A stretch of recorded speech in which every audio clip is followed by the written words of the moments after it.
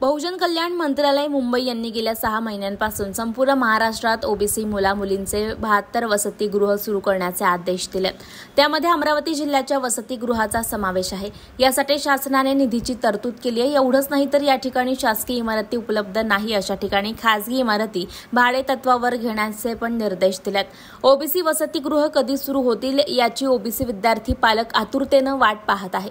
त्यामुळे ओबीसी विद्यार्थ्यांच्या रास्त मागणीसाठी राष्ट्रीय ओबीसी महासंघाचे पदाधिकारी प्रकाश साबळे, अनिल ठाकरे यांच्या नेतृत्वात राष्ट्रीय ओबीसी महासंघाचे शिष्टमंडळ जिल्हाधिकारी व सहाय्यक संचालक बहुजन कल्याण विभाग अमरावती यांना भेटले। ओबीसी वसतिगृह सुरू करण्याची मागणी करून निवेदन सादर केले। जिल्हाधिकारी यांनी 15 दिवसांमध्ये तातडीची पावले उचलली जातील असं राष्ट्रीय ओबीसी महासंघाच्या शिष्टमंडळाला आश्वस्त केल्याचं या ठिकाणी पाहायला मिळालं। राष्ट्रीय ओबीसी महासंघाच्या वतीने आज आम्ही सन्माननीय जिल्हाधिकारी अमरावती यांना आज निवेदन सादर केलं। गेल्या 6 महिन्यापासून महाराष्ट्र शासन आणि बहुजन कल्याण मंत्रालयाच्या माध्यमातून पूर्ण राज्यामध्ये ओबीसी विद्यार्थ्यांसाठी 72 वसतिगृह सुरू करण्याचे स्पष्ट आदेश निघाले।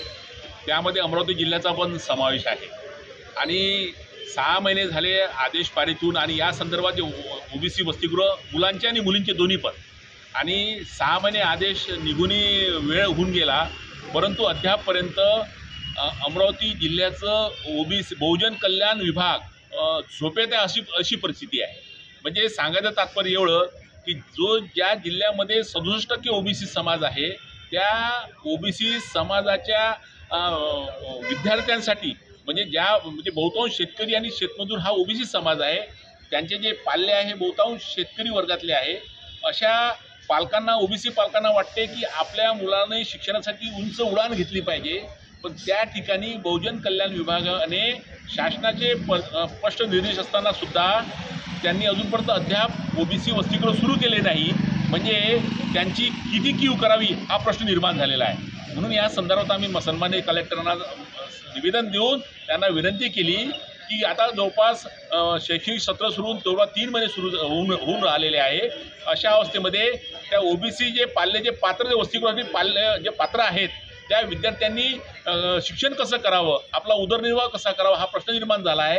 तर हा विषय आम्ही सन्माननीय जिल्हाधिकारी महोदयांना मांडला आणि त्यांना सांगितलं की या संदर्भामध्ये तरी तातडीची ॲक्शन घेऊन तुम्ही हे वसतिगृह सुरू करावे आणि या जिल्ह्यातील ओबीसी विद्यार्थी आणि त्या ओबीसी विद्यार्थ्यांच्या पालकांना आपण एक न्याय देण्याची भूमिका ठेवावी अशी विनंती आज आम्ही केलेली आहे।